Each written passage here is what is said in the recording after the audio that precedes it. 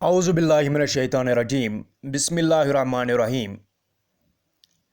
10वीं जमात तालिब इल्मों के लिए ज्योग्राफ़ी का एक और मौजू लेकर मैं आपकी खिदमत में हाजिर हूँ।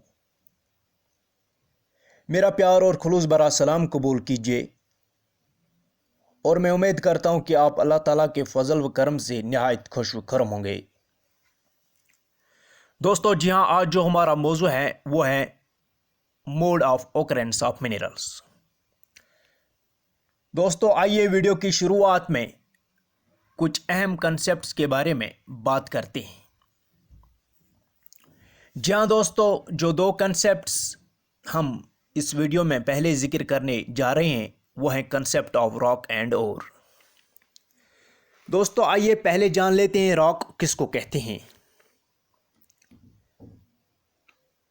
दोस्तों रॉक वो चीज़ होती हैं जो कि एक या एक से ज़ायद मिनरल्स की बनी हुई चीज़ होती हैं, यानी जब एक या एक से ज़ायद मिनरल्स एग्रीगेट होते हैं, यानी इकट्ठे होते हैं, they lead to the formation of a rock. Okay, तो हम कह सकते हैं कि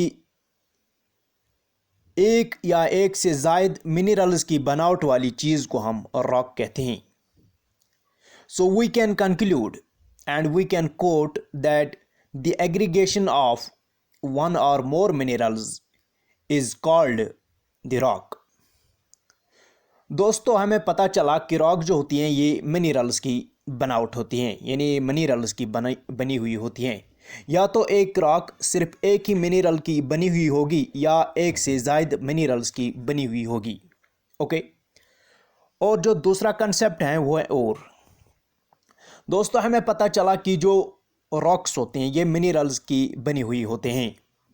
दोस्तों वो रॉक जिस रॉक से हम मिनरल्स को निकालते हैं, यानी वो रॉक जिस रॉक से हम मिनरल्स को एक्सट्रैक्ट करते हैं, माइन करते हैं, उस रॉक को ओर कहते हैं। So we can quote the rock from which the minerals are mined or extracted is called the ore.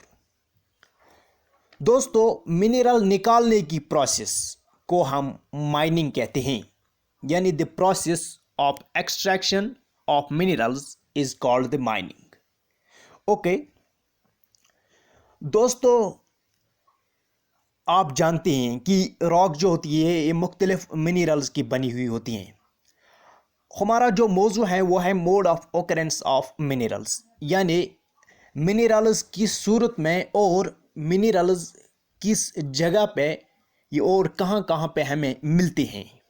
Okay, आइए दोस्तों पहले बात करते हैं डिफरेंट टाइप्स ऑफ रॉक्स के बारे में। दोस्तों जो जियोलॉजिस्ट्स हैं उन्होंने ब्रॉडली रॉक को क्लासिफाई किया है 3 ग्रुप्स में। वो है igneous rock, metamorphic rock and sedimentary rock. दोस्तों पहले बात करते हैं इग्नियस रॉक के बारे में। दोस्तों इग्नियस टर्म जो है इट मीन्स फायर। दोस्तों आप जानते हैं कि आग जो होती है, आग की खासियत क्या होती है? इट्स वेरी हॉट, यानी आग जो होता है दैट्स वेरी हॉट, गर्म होता है, ठीक है ना। अगर हम आग में हाथ लगाएंगे या दूसरी कोई भी चीज लगाएंगे जो कि कंबस्टेबल चीज होगी, वो जल जाएगी आग में, because the temperature of the fire is very high. Okay, so the word igneous means the fire. हमें पता चला कि इग्नियस टर्म जो है इसका माने है फायर। अब इग्नियस रॉक किसको कहते हैं? दोस्तों आपने टेक्टोनिक प्लेट्स के बारे में पढ़ा ही होगा। दोस्तों जो जमीन है it's made up of various major and minor plates. Okay, और वो plates continuously in a continuous motion होते हैं। ओके, और they are in a continuous motion, और जब ये प्लेट्स आपस में टकराते हैं, whenever these plates called as the tectonic plates collide, जब ये टेक्टोनिक प्लेट्स आपस में कोलाइड हो जाते हैं, टकराते हैं तो there is the liberation of a material, molten material that is called as the lava, okay, or the magma. दोस्तों जब ये मैग्मा प्लेट टेक्टोनिक्स के प्रोसेस की वजह से लिबरेट होता है, रिलीज होता है, यानी due to the tectonic moment and the collision of these tectonic plates, the molten material called as the lava or magma is liberated in a tremendous amount. यानी बहुत कसीर तादाद में ये लिबरेट होता है, रिलीज होता है, कौन? Magma, okay. सो दोस्तों जब ये मैग्मा प्लेट टेक्टोनिक्स यानी जो टेक्टोनिक प्लेट्स हैं उनके कोलिजन से लिबरेट होता है तो ये जमीन की सरफेस पे आ पहुंचता है, यानी whenever the tectonic plates collide, there is the liberation of the tremendous amount of gas and the tremendous amount of molten material called as the magma. And whenever the magma reaches on the earth's surface, its temperature is very hot and this magma is very hot. ये बहुत ही गर्म होता है, okay. और जब ये जमीन पे पहुंचता है, कौन? Magma, okay. मैग्मा जब ज़मीन पे पहुंचता है तो ज़मीन के सरफेस पर जब ये जमा होता है तो इट कूल्स डाउन, बिकॉज ये ऑलरेडी बहुत ही गर्म होता है। और जब ये मैग्मा ज़मीन की सरफेस पे आ पहुंचता है तो यहाँ पे इसका टेम्परेचर कूल डाउन होने जा रहा है, ओके, यानी इट स्टार्ट्स कूलिंग, ओके। और जब ये मोल्टन मैग्मा यानी जब ये मोल्टन मटेरियल कूल हो जाता है, ओके, उसके बाद कूलिंग के बाद ये सॉलिडिफाई हो जाता है, यानी इसकी जो फिजिकल अपीयरेंस है it changes from the molten state to the solid state, okay. So dear viewers, जब ये सॉलिडिफाई होता है उसके बाद इसके क्रिस्टलाइजेशन प्रोसेस होती है, यानी क्रिस्टलाइन बनता है, ये मैग्मा क्रिस्टलाइन बनता है। पहले क्या होता है, ये मैग्मा मोल्टन मटेरियल होता है, लेकिन जो ही ये ज़मीन की सरफेस पे, ज़मीन की सतह पे पहुंचता है तो ये कूल हो जाता है, ठीक है ना, यानी सर्द हो जाता है। इसका जो टेम्परेचर होता है that gets decreased and it solidifies, यानी सॉलिड सूरत इख्तियार करता है, उसके बाद क्रिस्टलाइज होता है, ठीक है ना। और जिसकी वजह से एक रॉक बनती है, उस रॉक को इग्नियस रॉक कहते हैं, ओके। डियर व्यूअर्स, अब हमें पता चला कि इग्नियस रॉक का जो ओरिजिन है that is because of the molten magma, okay. दोस्तों we have another type of rock that is the metamorphic rock, okay. दोस्तों whenever we talk about the metamorphic rock, this means कि ये rock वो rock होगी कि जो किसी existing rock से ओकर हुई होंगे, यानी जो किसी एग्जिस्टिंग रॉक से, जिसकी फॉर्मेशन किसी एग्जिस्टिंग रॉक से हुई होगी, as the term metamorphic employs, okay. दोस्तों जब इग्नियस रॉक या कोई और other existing rock physical state इसमें कुछ चेंजेस आती हैं, यानी जो एग्जिस्टिंग रॉक्स होते हैं, चाहे वो इग्नियस रॉक हो या कोई और रॉक हो, जब इसमें कोई फिजिकल चेंज आए या केमिकल चेंज आए, this leads to the formation of the another rock that is called the metamorphic rock. So we can quote when igneous or any other existing rock undergoes in a physical change or in the change in their chemical composition, this leads to the formation of the metamorphic rock, okay. So dear viewers, अब हम जानना चाहेंगे कि इस igneous और metamorphic rock में minerals कहाँ पे ओकर होते हैं। दोस्तों मिनरल्स जो इग्नियस और मेटामॉर्फिक रॉक्स में हमें देखने को मिलते हैं, they are found in the cracks, crevices and faults and joints in the igneous and metamorphic rocks, okay। यानी जो मिनरल्स हैं ये इग्नियस और मेटामॉर्फिक रॉक्स में जो सुराख होते हैं या क्रैक्स होते हैं या जॉइंट्स होते हैं, वहां पे हमें ये देखने को मिलते हैं, ओके। दोस्तों अगर मिनरल क्वांटिटी ज्यादा तादाद में मिलेगी तो उस ज्यादा तादाद वाली मिनरल्स को हम लोड्स कहते हैं, यानी when the mineral occurs in the large concentration that is called the lodes।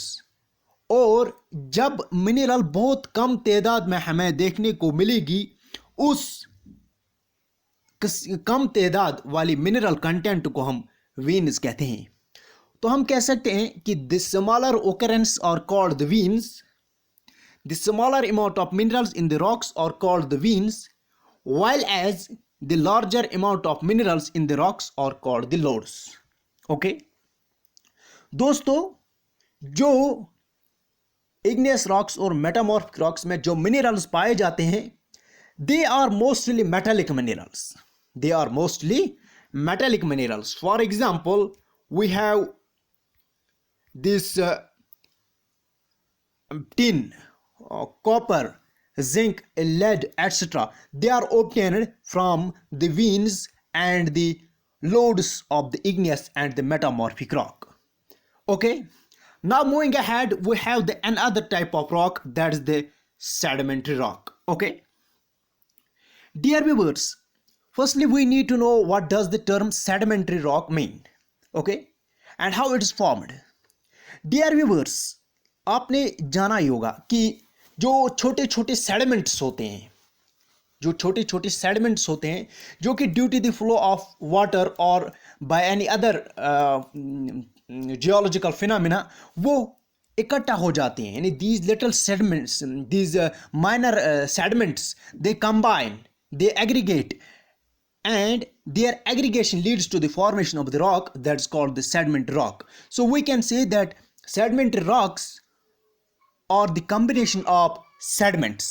okay, so dear viewers, जो sedimentary rocks में जो minerals होते हैं, they are mostly found in the beds or layers, they are mostly found in the beds or layers। The minerals in the sedimentary rock has been formed as a result of deposition or accumulation and concentration in the horizontal layers। okay, यानी इन sediment rocks जो होती हैं, इनमें layers create होते हैं, क्योंकि जब एक सेडिमेंट दूसरे सेडिमेंट के साथ जमा हो जाता है या इकट्ठे हो जाते हैं, तो there the layers are created in between the two sediments or between the various sediments, and in those very these sediments, in those very layers there the minerals or the minerals occur। okay, dear viewers, you might have heard about the gypsum। okay, that's in the daily use, in our daily life, यानी उसके बहुत सारे applications हैं हमारी daily life में। तो gypsum जो है, पोटाश साल्ट जो है या सोडियम साल्ट जो है, दे ओकर इन द सेडिमेंट्री रॉक्स, दे ओकर in the sedimentary rocks. Okay, and जो ये सेडिमेंट्री मिनरल्स होते हैं, ये कैसे फॉर्म होते हैं दोस्तों? आप जानते हैं कि जो एवापोरेशन आपने टर्म सुनी होगी, जो एवापोरेशन है that is high in the arid regions. What is an arid region? Arid region वो रीजन होता है जो कि हॉट, जिस रीजन में हॉट और ड्राई क्लाइमेट होता है, उस रीजन को हम एरिड रीजन कहते हैं। दोस्तों, जो सेडिमेंट्री मिनरल्स होते हैं, they are formed as a result of evaporation. Okay, जब वाटर एवापोरेट होता है दो, and this evaporation process lefts the mineral content in the arid region. जब एवापोरेशन होता है तो जो पानी होता है वो एवापोरेट होता है, और जो मिनरल कंटेंट होता है वो लेफ्ट, ये बाकी रह जाता है। ओके दोस्तों, उसके बाद अलुवियल जो सॉइल होती है, अलुवियल सॉइल में भी, यानी जिसको हम अलुवियल डिपॉजिट्स भी कहते हैं, अलुवियल सॉइल्स में भी बहुत कसीर तादाद में मिनरल्स देखने को मिलती हैं। ठीक है ना दोस्तों, मैं आपको बताता चलूं कि अलुवियल सॉइल्स में जो मिनरल्स पाए जाते हैं वो है gold, silver and platinum, tin extra. दोस्तों, जो अलुवियल डिपॉजिट्स में जो मिनरल्स पाए जाते हैं वो मोस्टली जो कि corroded हैं, they are not corroded by the water, they are not corroded by the water। okay, so we have the some minerals also occur in the this ocean waters, ocean waters में जो समंदरों का पानी होता है वहाँ पे भी बहुत सारी मिनरल्स हमें देखने को मिलते हैं. For example we have common salt that is obtained or extracted from the ocean waters. We have magnesium that is obtained and extracted from the ocean waters. We have the bromine that is also mined or extracted from the ocean waters. Okay, so we can say that majority, or we can say the most of the mineral contents, okay, including common salt, etc., they are derived from the ocean waters. Okay, common salt, magnesium, bromine, etc., they are derived from the ocean waters. Okay, खुदा हाफिज. उम्मीद है कि आपको video पसंद आने के साथ साथ समझ भी आया होगा. खुदा हाफिज.